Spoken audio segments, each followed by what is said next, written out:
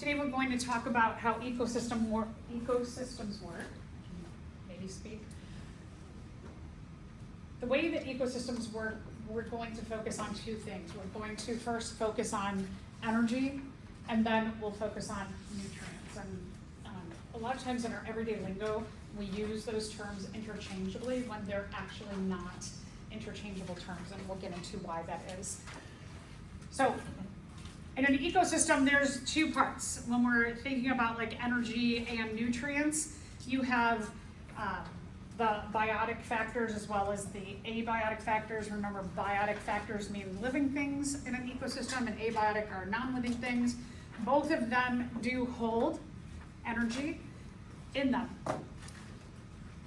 When we're looking at a specific ecosystem, it's all of these things in a defined area. So like our area of the country, we have two main, the Chicagoland area, we have two main ecosystems. We have the deciduous forest, so the forested areas of all of the forest preserves here, and then some of those forest preserves, they have areas that are prairie areas. Years and years and years ago, we were more prairie area than anything. So we'll take a look at different ecosystems, probably not till Tuesday. Okay, so ingredients for an ecosystem. Where you have living, and even non-living things, you need energy to fuel the activity of the living things. Energy, like I said, is also stored in non-living things as well.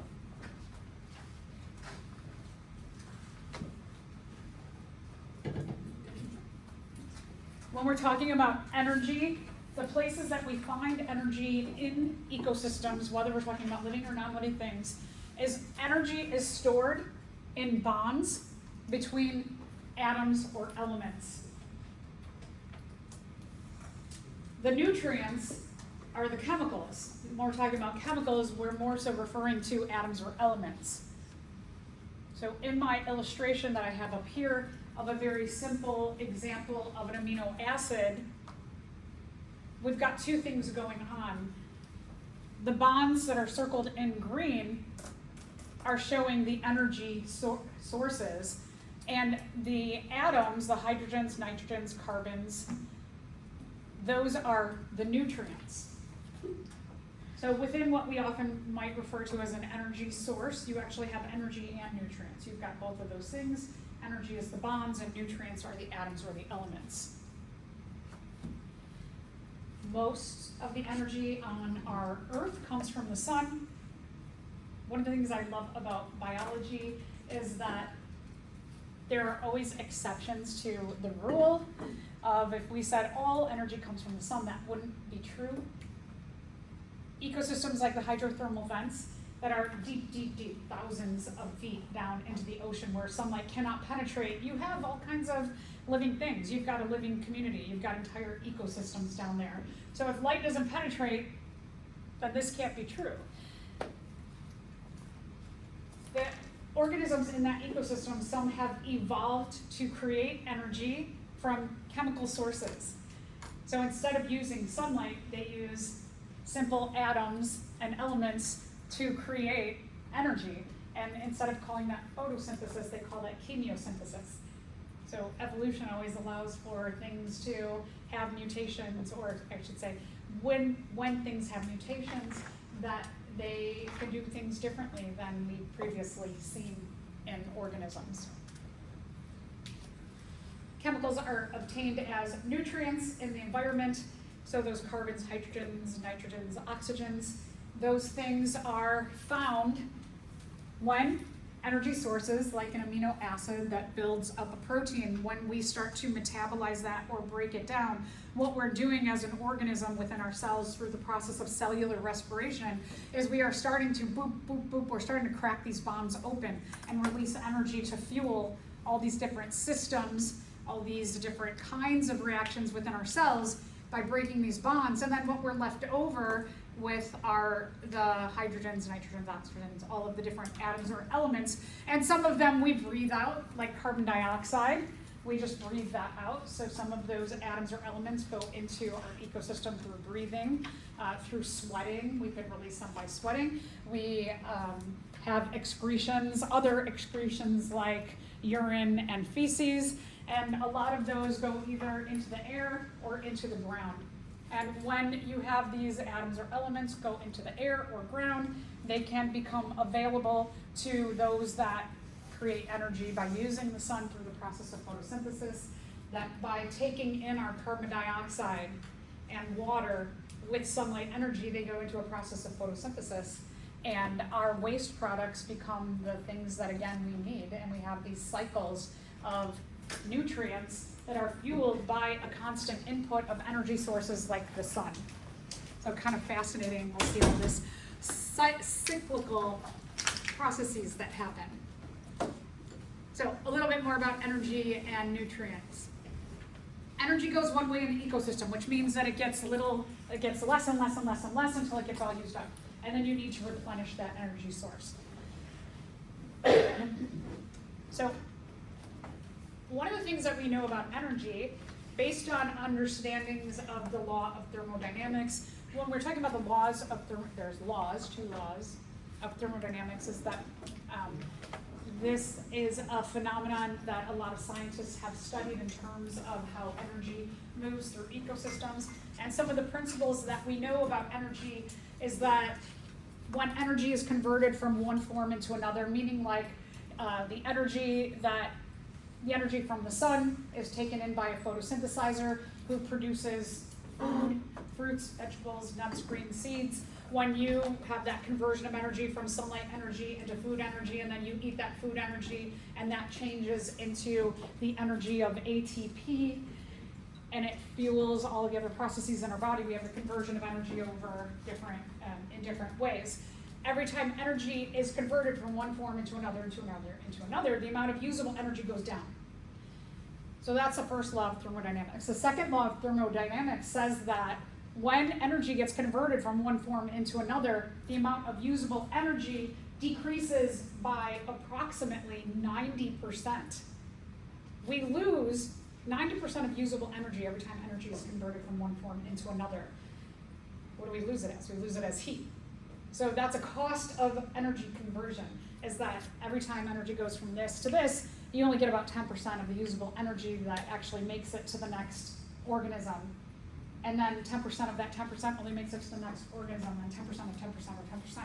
So there's a huge cost to the conversion of energy, because energy, the second law of thermodynamics, says that constantly energy is being lost by heat with conversions of energy. So we need these consistent, renewable sources of energy into our ecosystems. Nutrients, however, they don't leave. So energy gets less and less and less and less, and it gets totally used up, and then we have to replenish our energy sources.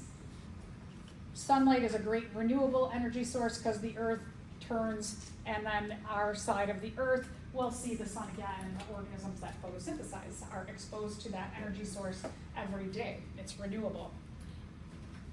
Nutrients, however, the carbons, the hydrogens, oxygens, nitrogens, all of those atoms or elements, they get breathed out by us. They get captured, unutilized by the photosynthesizers. The photosynthesizers turn those carbons into food. The food we eat, metabolize that, we breathe out those same carbons again.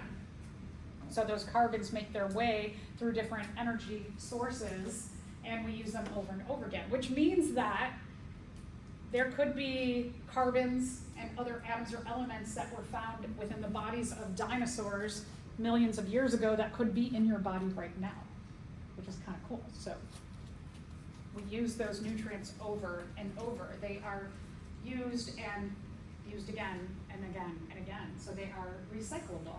Energy is not recyclable. So we've got two big differences here in terms of energy sources having both energy in the bonds that gets less and less and needs to be replenished, but the nutrients are recycled over and over again. So the first part of the lecture, we're going to focus on this whole energy thing, and then we'll get to the nutrients. So energy flow, as I mentioned, that energy mostly starts with energy from the sun. that the photosynthesizers in our communities, in our ecosystems, they produce the majority of the energy sources for organisms on the earth, but again, always exceptions to the rule. The three main groups of photosynthesizers are plants, algae, and cyanobacteria. So before I get there, let's take a look at this picture.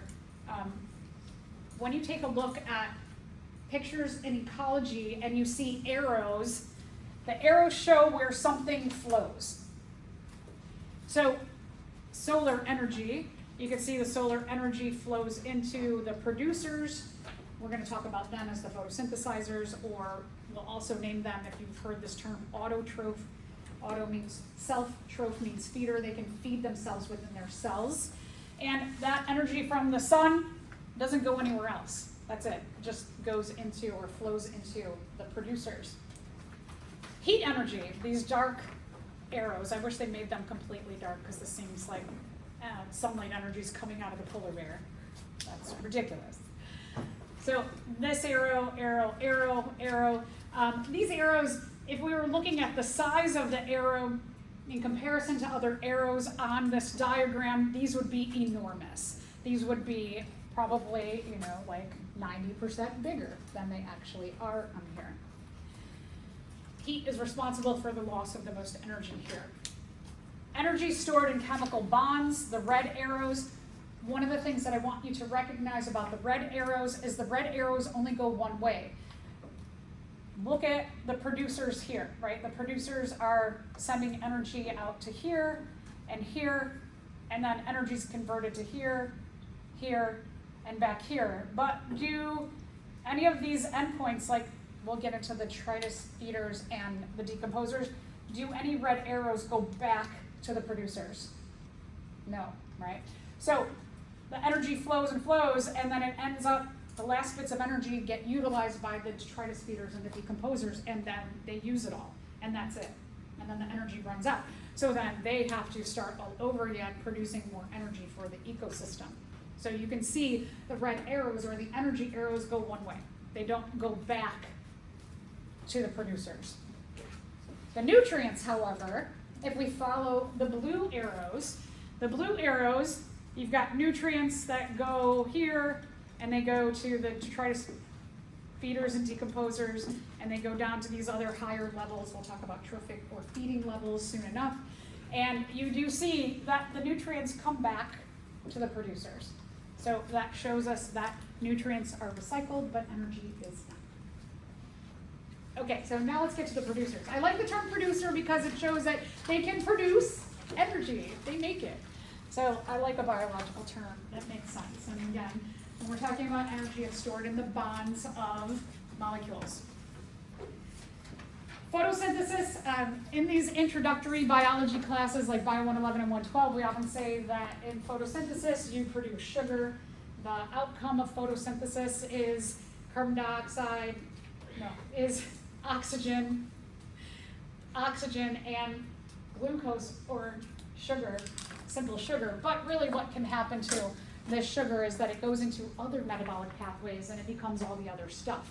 Because I'm pretty sure none of you eat a sugar diet. You don't go up to a tomato plant and you're like, cool, sugar, right?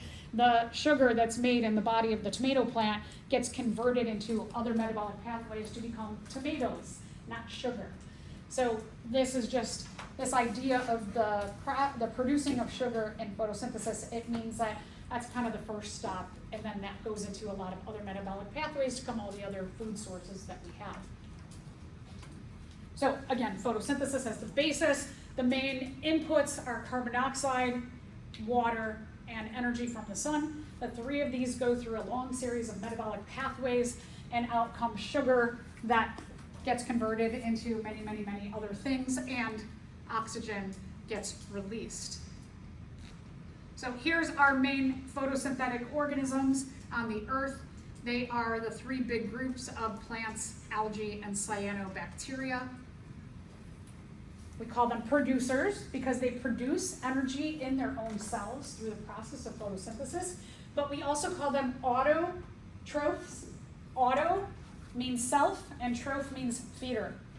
And it's not like you and I where we can stick food in our mouth and feed ourselves because we're big organisms, but it really means that in their cells can feed themselves through metabolic processes, in this case, photosynthesis. So again, sunlight, water, carbon dioxide go through a metabolic processes called photosynthesis to make food sources.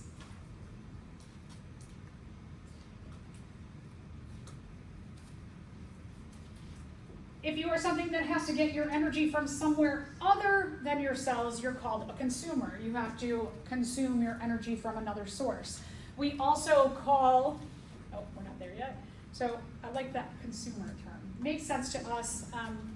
There are some consumers like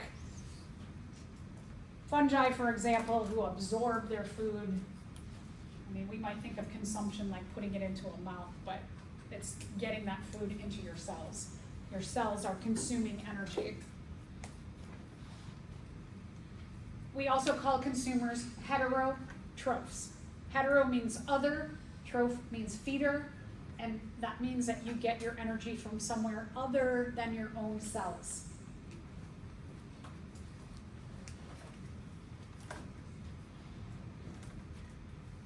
All right, how much energy can the photosynthesizers or the autotrophs bring into an ecosystem?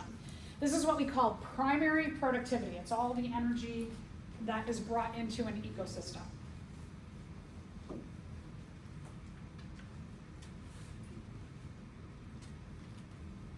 Okay, now let's think about our tomato plant. If you're somebody who likes to grow plants in the summertime, the energy from the sun and carbon dioxide and water produces a plant. And do any of you eat the entire tomato plant? Do you go and you like pick the tomato plant and eat the whole tomato plant? No, right? We don't eat the whole thing. So in terms of productivity, when you're talking about the amount of energy that that tomato plant gives to the ecosystem, it's not giving its whole body for energy, but it's giving the fruit that it makes, the food that it produces. So when we're looking at primary productivity, one of the things that we have to consider as an ecosystem is, okay, the plant's going to use a lot of the energy that it's taking from the sun and the carbon dioxide that it is bringing in and water, and it is going to build itself up, and then it's going to make other things available. But we don't eat this part, so this part's not available to the ecosystem in terms of energy. And so when we subtract the amount that it takes for itself to run its metabolic processes and feed itself to make its body and make the food, we have to subtract that amount of energy from the amount of food that's available to the ecosystem. And so even photosynthetic organisms have to feed themselves. They have to take energy that's made. The stuff that they make available to the rest of the ecosystem is called net primary productivity. What do they actually, all these photosynthesizers, what do they actually give to other organisms is not what they can make in full. It's very different. It's kind of like taxes, you know. You don't get everything. All right, so how much can you be productive as a primary producer? Well, it depends on the amount of nutrients you have available. So let's say you live up in the Arctic, you're a plant, you live up in the Arctic, and everything's frozen. So all of the energy sources, including the nutrients, you can't absorb them because everything's frozen. So that's, your nutrient availability is very low. So if you have more nutrients available, like somewhere where it's hot and you have a lot more things circulating, then you're going to be more productive. The amount of sunlight. Okay, so you live up far north and you're mostly tilted, your area of the earth is tilted away from the sun. So you don't have as much access. You actually might have months where you have no access to sunlight. Water. You live up north, your water is available, but it's frozen water. Can you use that? No. So big difference between there and somewhere near the equator where water is constantly evaporating and precipitating. You have a lot of available water constantly, so big difference there. And then the temperature has an effect on water availability and nutrient availability. And so these four things, you could have 3 of the 4 really high, and one being low can really mess things up.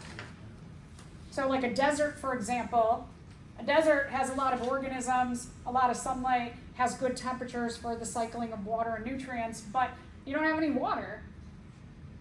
You have just short periods where you have water, and then in those short periods where water is available, everybody reproduces and makes stuff available to the rest of the ecosystem, and then that's it, short periods of time. So you can have places that have 3 of the 4 readily available, but if one is missing, then it can be very low. Same is true for the open ocean.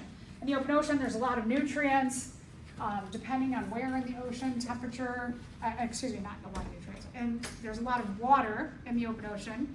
There's a lot of sunlight. Temperatures may be good, may be bad, but because the oceans are so big, nutrients might be spread out a lot. If we take a look at these numbers and blah, blah, blah, whatever this means in that primary productivity, if we just look at the size of the numbers of different ecosystems that are represented here, you can see that the highest is the tropical rainforest. It's found at the equator, warm temperatures, lots of organisms live there, lots of sunlight availability because it's tilted right at the sun all year long. The second one is the temperate deciduous forest. So a little bit about like our area. It's very, I think, interesting to think about because of the location of where we're at. We're much further north than the equator. We have seasons and the tilting of the north part of our ecosystem as opposed to the equator. We don't have as much sunlight available all year long. And so when we are kind of tilted more toward or against, we'll change how productive our ecosystem is depending on the time of the year. And our ecosystem, like if you go for a hike in the forest at this time of year before we've started losing leaves and stuff like that, you can walk through and then you could go walk through a rainforest and they look very similar.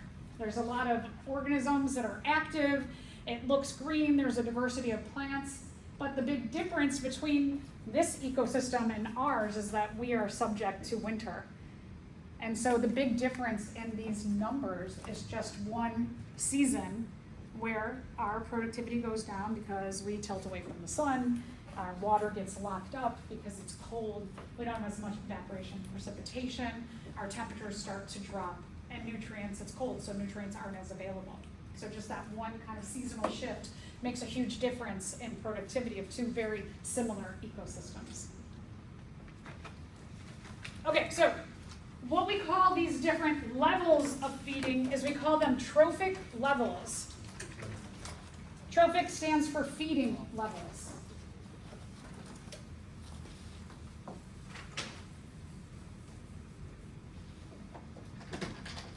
We'll start out with the base here.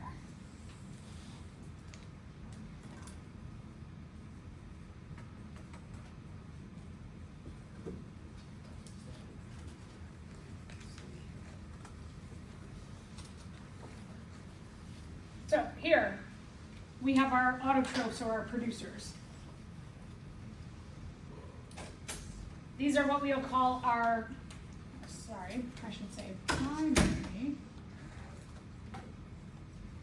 primary producers or autotrophs.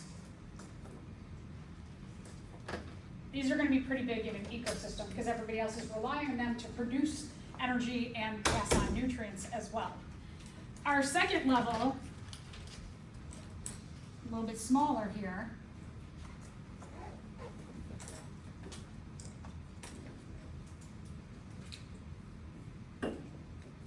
we call our primary consumers. Our primary consumers, when we're thinking about them in terms of what they are eating, they're eating pretty much primary producers. So in biology, we call them herbivores. You and I, we might refer to ourselves as a vegetarian or a vegan.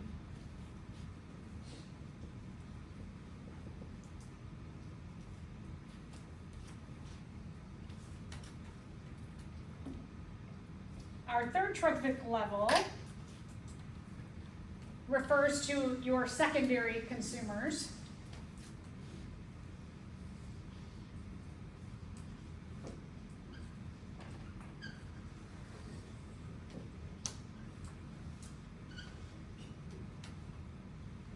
Our secondary consumers are going to eat both autotrophs, as well as they're going to eat herbivores. So they eat a variety of organisms, both plant and animal matter. We refer to them as omnivores or omnivores. Omni means many. They eat many different things.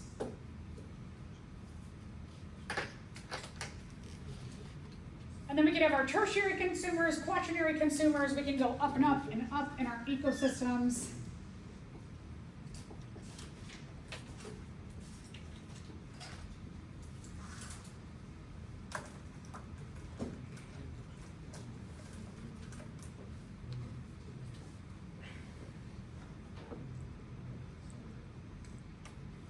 We call them both carnivores because they're eating other animals, but most of them are probably eating a variety of things.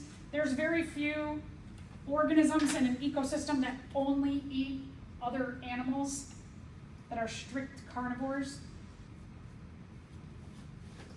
And so then we could even have maybe, just to know,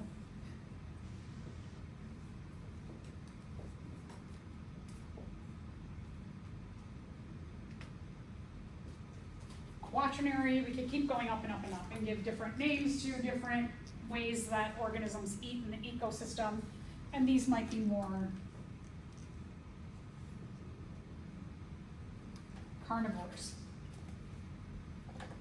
I know I mentioned this before when we talked about exotic or invasive species, that house cats are the most impactful invasive species in the world because they are almost strict carnivores.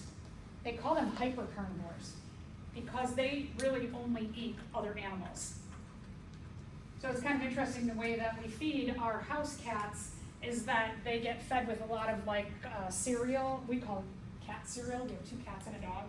And the bags of whatever, I can't remember what everyone else calls it, cat food, right? Like the dry cat food.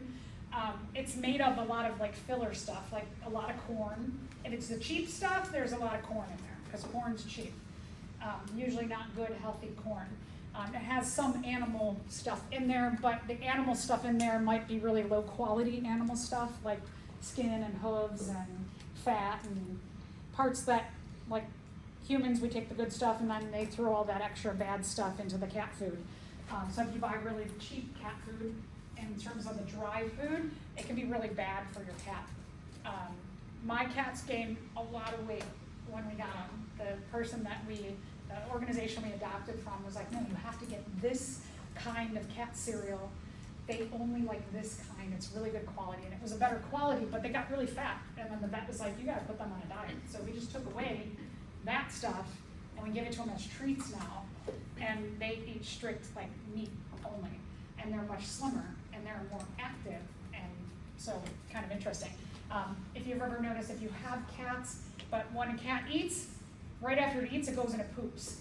Because cats are carnivores, they have very short digestive systems. We need long digestive systems to process plant material. You need more time to break down all of the bonds, the fiber bonds between the molecules in a plant material. So you need a really long ecosystem. So these organisms will have really, really long, huge ecosystems, like cows. Cows have 4 stomachs, and then they have tons of intestines.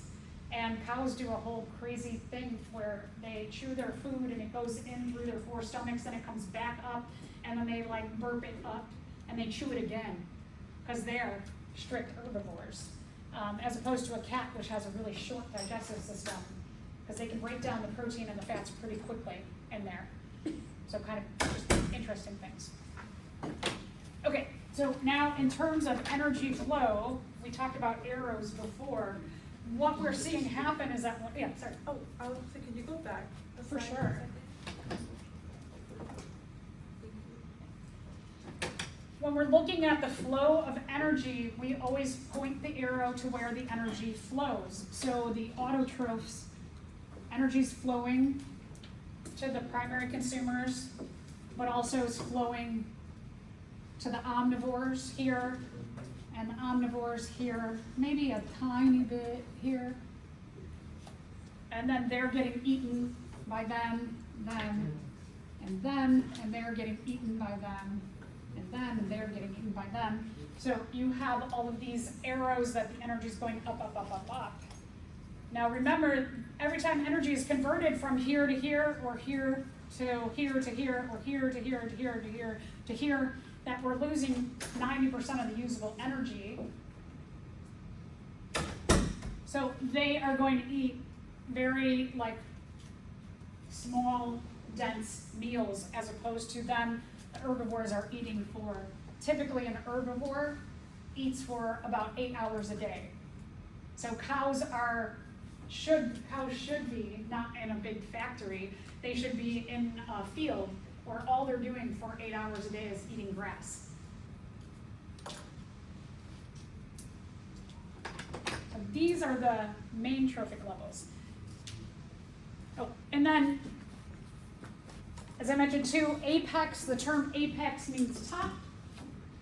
So these would be our apex predators, or the apex of our trophic levels.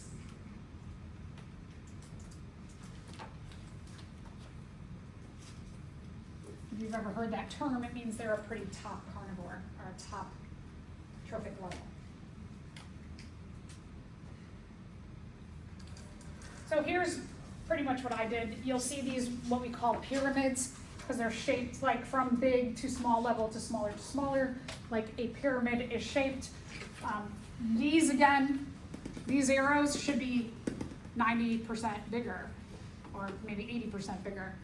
So energy at every level and every arrow should be really big. That most of the energy is, all the energy arrows, I'm confusing the two oranges. I wish these were like a different color. These should be huge in comparison to this. So these should be about 10% the size of this arrow here. All right, so let's just think about our little pyramid here. If a wolf eats a rodent that ate a smaller insect that ate a plant, the wolf would be what? It helps you put them on your pyramid here. Put who goes where and what level your wolf will be. So which one is going to be your wolf? E. Yeah. Okay, so the wolf is a tertiary consumer. We've got let's go backward. We got a plant that gets eaten by an insect, that gets eaten by a rodent, that gets eaten by a wolf.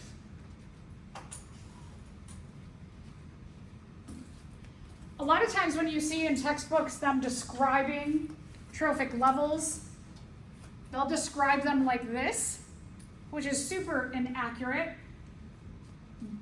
Okay, so caterpillar, like if we're talking about the monarch caterpillar, sometimes it might be true, like the monarch caterpillar predominantly eats milkweed.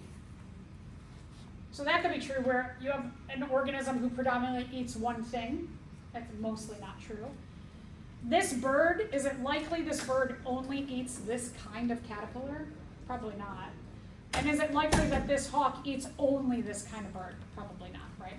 This is a little bit more accurate in that when we're looking at the oceans, we have this top layer of the ocean, where it's called a plankton layer. The term plankton means any organism who, when the current comes, they can't fight the current. They just go with the flow. They're pushed. The phytoplankton, phyto for photo, these are photosynthetic plankton. Most of them are microscopic. They give energy to the zooplankton or zooplankton. Zoo in here, animal-like organisms that get their energy from the phytoplankton. And then you've got these fish who eat a variety of this, and actually probably that too. And a shark, is a shark likely to only eat this kind of fish? No, right? So these are what we call food chains, and they're not descriptive of what really happens in an ecosystem. So just think about you and I. Is there anybody who eats one thing and one thing only? Okay, yeah, right? We eat a variety of things. And the things that we eat, like I go out to my garden and a bunch of my tomatoes have bites taken out of them. And I know it's bites from possum, rats, squirrels, birds pick at them. So I'm eating those tomatoes, but there's other organisms who also eat the same thing that I eat, right? So there's a lot of overlap in all of these organisms and what they eat. And so these food chains are not very descriptive. We usually call them a food web because it overlaps what all organisms eat here. Also, this stuff doesn't include omnivores, which in those food chains didn't acknowledge that probably those fish, the fish that we saw that were secondary consumers, probably don't just eat zooplankton. They probably eat zooplankton and phytoplankton.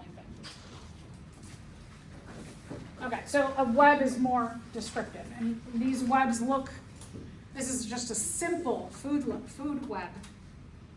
One of the things you might want to write on your illustration here is that the arrows show where the energy flows. The arrows show where the energy flows. Arrows are very important in diagrams when we're looking at ecology. So the arrows show where the energy flows. The context of this will make a lot of sense when you take a look at this mouse. So if you were thinking like the mouse, whatever it's pointing to, the mouse eats that thing. Okay, let's analyze that. Is it likely that a mouse eats a snake, eats an owl, eats a badger, eats a hawk, eats a wolf? No, come on, no. The mouse gets eaten by those things, right? The energy flows to the snake, flows to the owl, the badger, the hawk, and the wolf. The mouse has an arrow, I can barely see it, pointing to, the grass here has an arrow pointed to the mouse. So the energy from the grass is flowing to the mouse.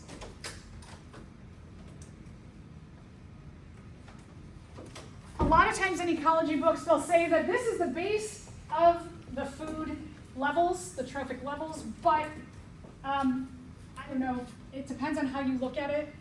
It doesn't include two large groups in our ecosystem where the energy ends up.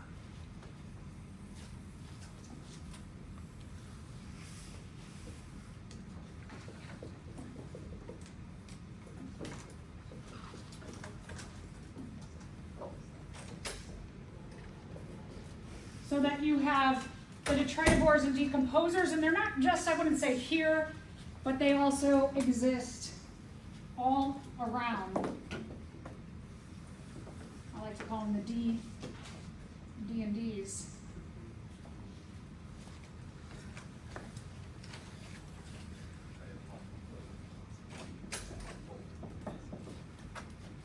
And this visually should give you an idea, in comparison in an ecosystem, the amount of autotrophs where they might be a pretty big trophic level, these are way bigger.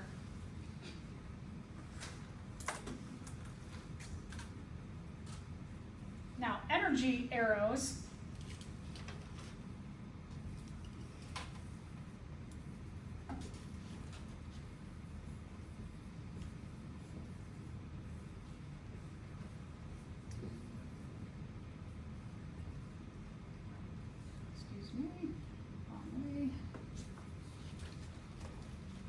The D&Ds, what they're doing is they're going to get that last bits of energy, every last bit of energy from them when they die or when they excrete.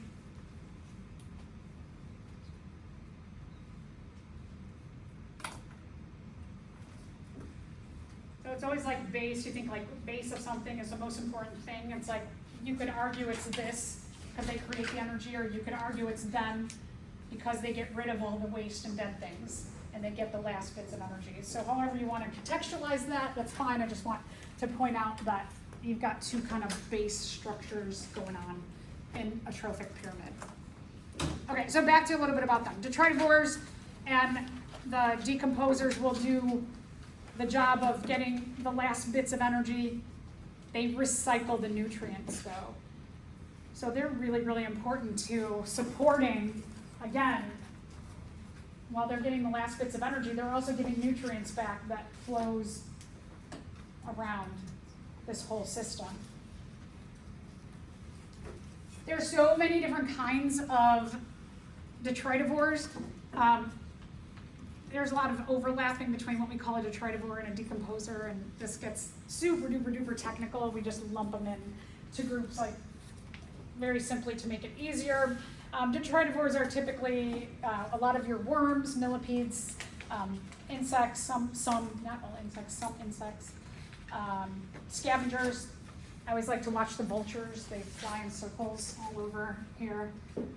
And so these are main detritivore groups. And then the main decomposer groups, oh, sorry, we're still on detritivores. So centipedes, earthworms, other worms. Like I said, they're gonna get the last bits of energy, and then they're gonna start leaving behind, when they break all those little tiny bonds that are left in dead things and in our waste, is they break apart the bonds, and then they just like leave behind all the nutrients to build the next group of autotrophs. So can you go back one more? Sure. Thank you. Yeah, no problem. So these are the big detritivore groups. Mainly, when we're talking about decomposers, we're talking about fungi and bacteria.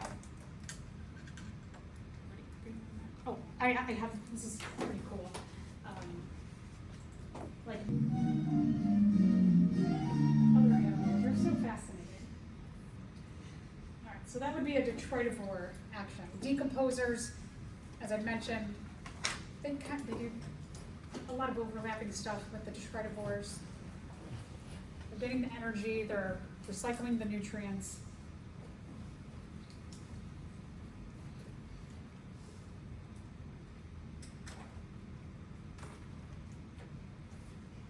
And as I mentioned, the main groups are bacteria and fungi, but there could be some overlap with the detritivores as well.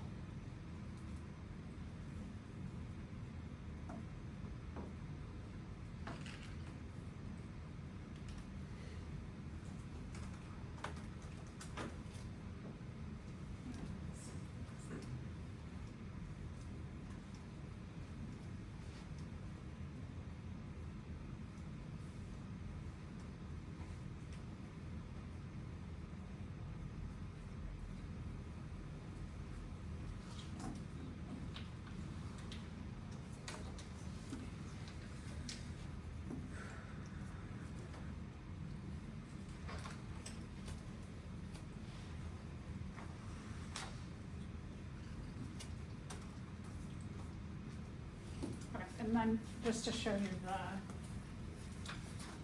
decomposers.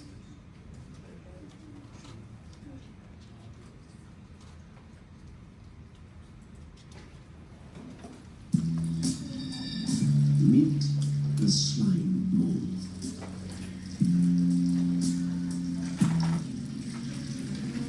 For much of the year, they live as single cells, but in autumn, they come together. A relentless, shape-shifting yellow goo that scours the forest for bacterial food. The slime mold eats anything that gets in its path, devouring mulch and decaying matter. This blob provides an essential service in cleaning up our woodlands.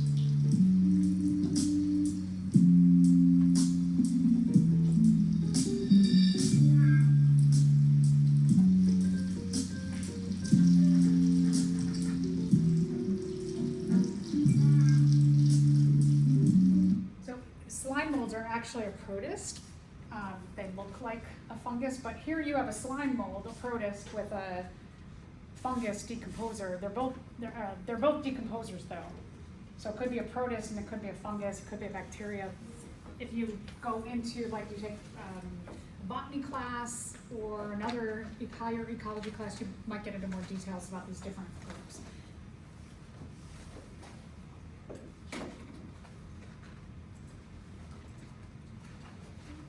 So without decomposers and detritus feeders in an ecosystem, what would happen?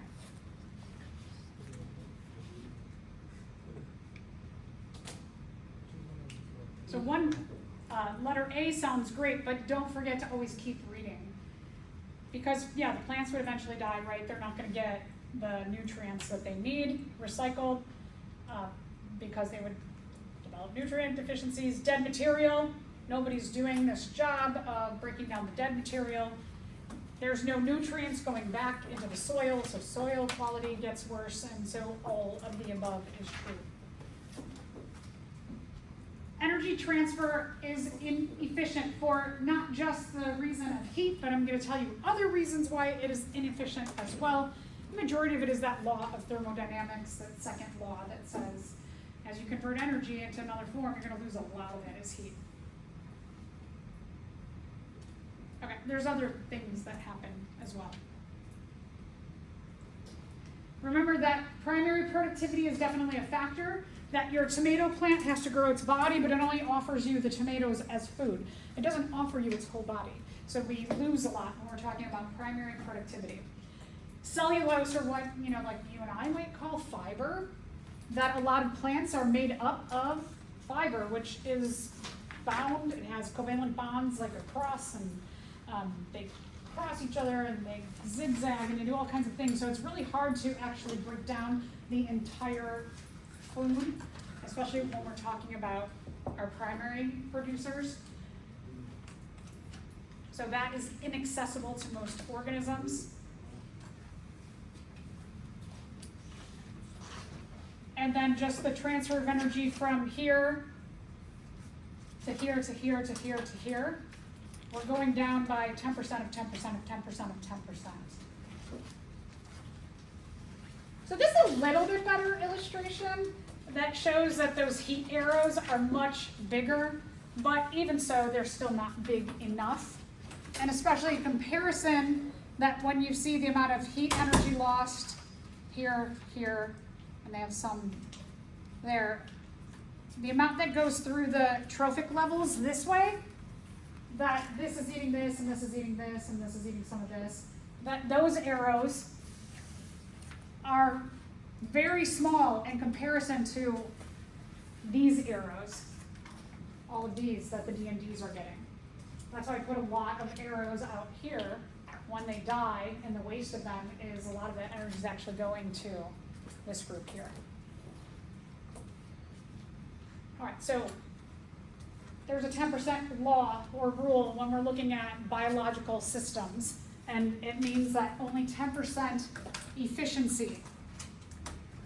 You might want to make a little note that if it's 10% efficient, it means it's 90% inefficient.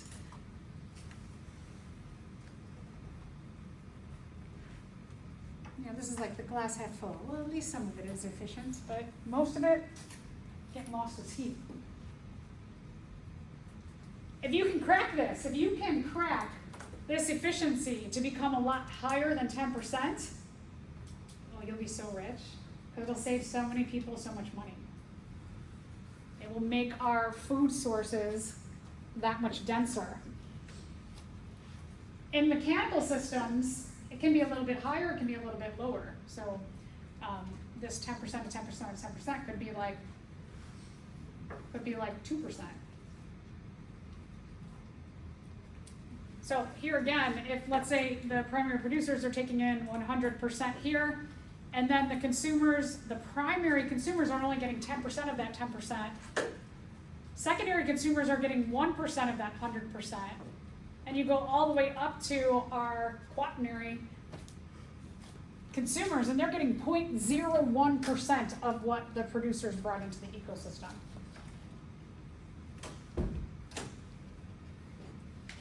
So that's why we have a lot more plants in our ecosystem, I should say primary producers in general, than consumers.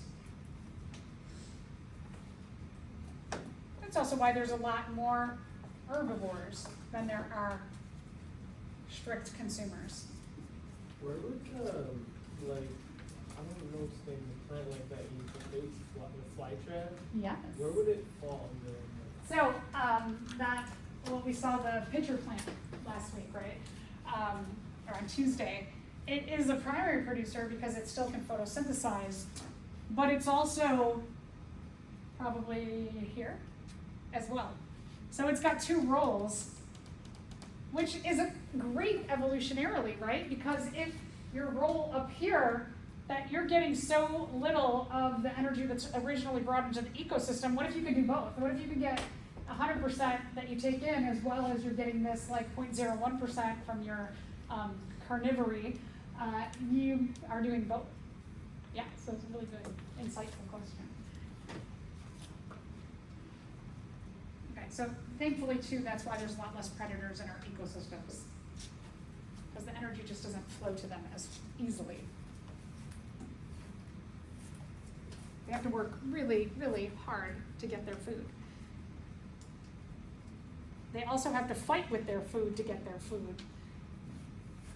There's not as huge, or it's very little fight here to eat this, but there's a lot more fight when you're trying to eat all of these other things. All right, a little bit about toxic substances in terms of this whole system. When a toxic substance is passed from the non-living portion of the environment, and it's taken up by these here, the primary producers, and then the primary producers are eaten by these consumers, the amount of toxin that they take in here gets kept into them. So if you have plants that have insecticides and pesticides and herbicides, and they're getting sprinkled with all kinds of chemicals, like our food sources, let's say that they're eating 30 of these a day, and these have 10% chemical in them.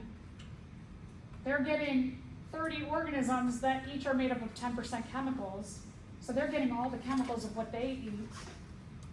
And then one of these omnivores, when they eat one of these, they're getting not only just the chemicals that they ate today, but yesterday and the day before and the day before and the day before and the day before. And so they're getting the chemicals, these ones up here, are getting the chemicals of them and them. And so as you go higher up and you eat higher up in this trophic pyramid, the food that you're eating has a magnified amount of chemical in it, because you're getting what they ate's chemicals and what they ate's chemicals and what they ate's chemicals, and it's all compounding as you go higher up. So this is something to think about for you, that not only do we kind of know like eating non-meat sources is healthy for us, just because we know that it's better for us. We know like having all the fiber is good for us, the variety of nutrients is good for us, but also you're getting a lot less chemicals that are magnified into that meat that you're eating. So there's a lot of reasons to eat here. It's cheaper too, it's tons cheaper. Okay, so how does it do it? So different chemicals like DDT, for example, was used a long time ago. In some ecosystems, it's still used as a way to control insects that eat plants. They have a lot of toxic substances, many toxic substances that are used in farming especially, and just toxic substances in general, have high amounts of chlorine. Chlorine is really good at bonding to other stuff. And chlorine, because it's good at bonding to other stuff, it gives chemicals stability, and it makes them very hard to break down. So when you have stuff that has high amounts of chlorine, likely it's very toxic. And it will last. That stability will make that chemical last a really long time. So it'll make it stick around in the soil. And so here's another thing to think about, is that when all of these die, all of the chemicals in them flow into the D&Ds, and the D&Ds make nutrients available again to go into the system.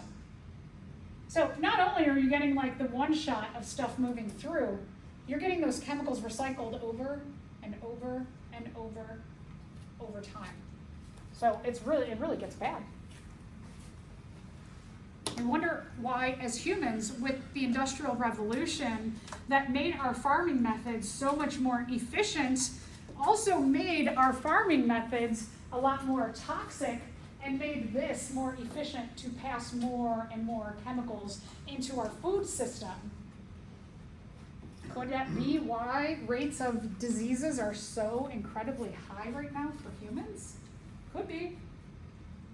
It's hard to track that because how do we isolate humans and be like, you are going to eat only corn your whole life and do that for a huge group of people and see what the effects are? Well, then also the effects could be that you're just eating one thing, not just the chemicals. So it's very hard to track how all of these factors in our environment actually affect us. If food is biodegradable, bio, there's that BIO again, living thing, degradable means this is something that can be broken down by a living thing. And the majority of who's biodegrading are the DMDs. Now, interesting, there's what's called bioremediation, that when there are toxic spills, like every so often we have an oil spill.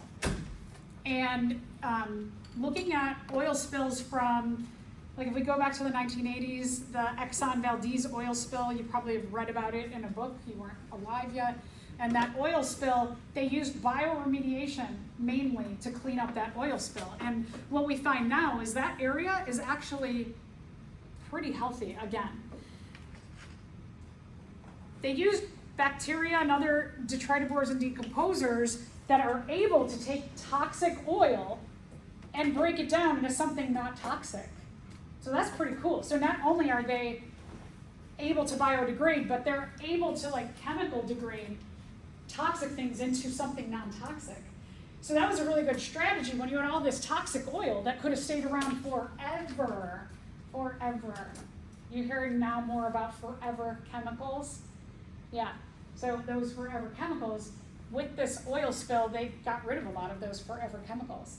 So that's pretty cool because most times the chemicals, when a chemical is made, is here forever. When we had the oil spill about 10 years ago, the Gulf oil spill by BP, BP did something totally different. They did something that was cheaper.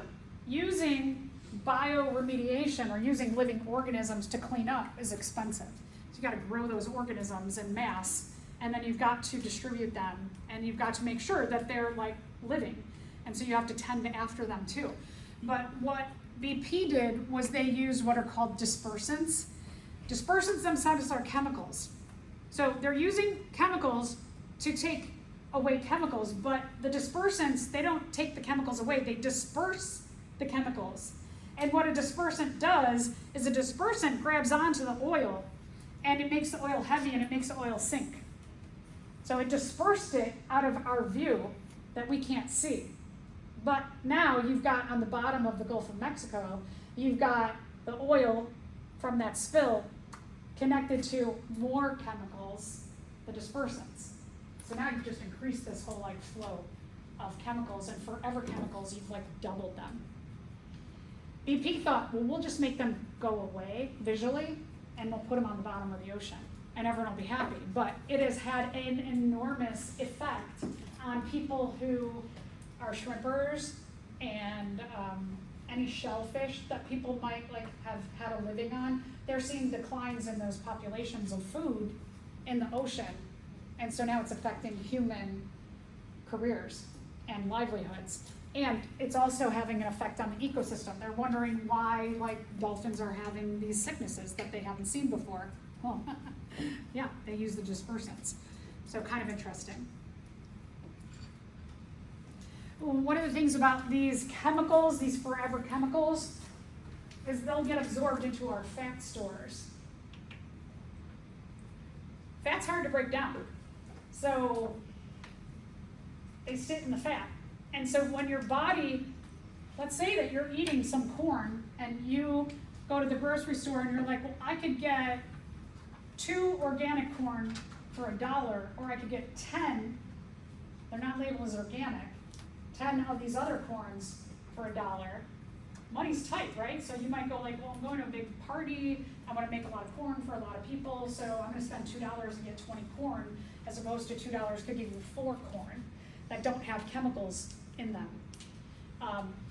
What happens to the chemicals in that corn is that when your body eats that, it breaks down as much as it can in the corn, and then it gets to the chemicals and it's like, I don't know what to do with this, and it shoves it into your fat stores. Now, fat fat, you might think like if you're someone who's thin, like, well, I don't have many fat stores. We all have fat. Fat is a huge component of every cell in our body. So your cells can get some of that fat directly in them. It's so depressing, right? So the higher you are up as a consumer, the more you get of everybody else's, what they got from everything they ate, and everything that they ate, and everything that they ate, etc. And you get this magnification of chemicals through our ecosystems.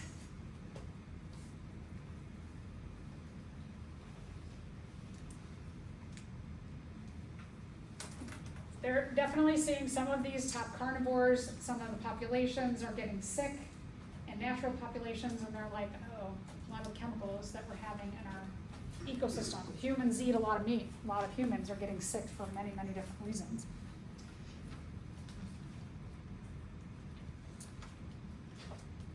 Check this out, predatory birds. So a bird who's higher up here might have 1 million times the amount of chemicals just in the water that they drink. Just in the water. So another reason why we've got less as we go up in our trophic pyramid.